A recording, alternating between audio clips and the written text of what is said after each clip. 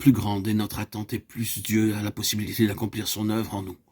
Nous devons élargir nos cœurs et notre horizon afin qu'il ait la vie libre, la voie libre, pour se répandre en nous, pour accomplir en nous ce qu'il désire. Ne réalisons jamais, par nos limitations naturelles, sa capacité d'œuvrer en nous, en nos cœurs, en nos vies. 4000 âmes peuvent être satisfaites par quelques pains. Il en est de même aussi pour 5000 âmes.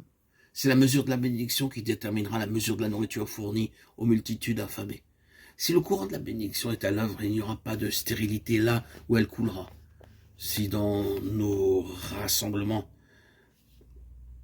nous attendons à sa bénédiction, l'œuvre sera alors féconde dans les jours à venir, surpassant ainsi toutes nos demandes ou ce que nous pensons.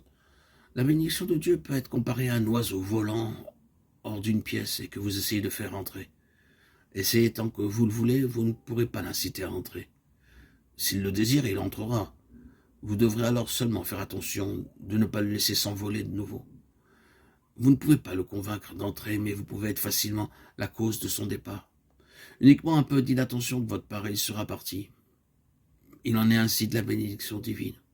C'est Dieu qui en a l'initiative. Il n'y a aucun effort à faire de notre côté. Mais lorsque sa bénédiction nous a été librement accordée, il suffit de peu de choses de notre part pour la voir s'envoler.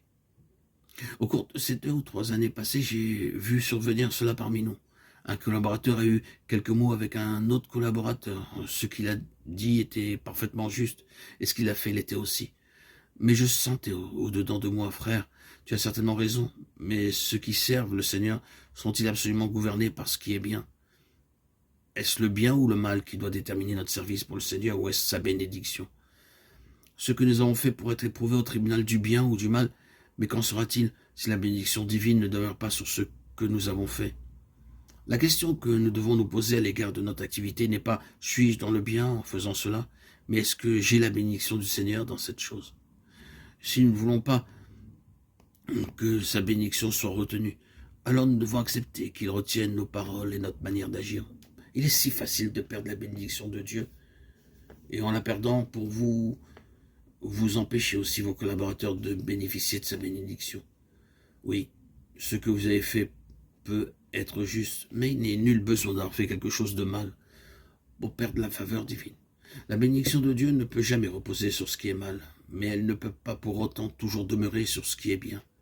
Elle se trouve de manière constante là où les frères vivent en harmonie, mais jamais là où la discorde règne parmi eux. Comprenons bien qu'il est important de ne pas avoir de différend avec qui que ce soit parmi les frères, même si l'examen de la situation nous donne raison.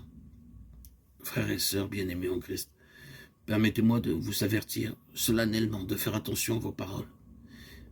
Évitez les critiques à tout prix.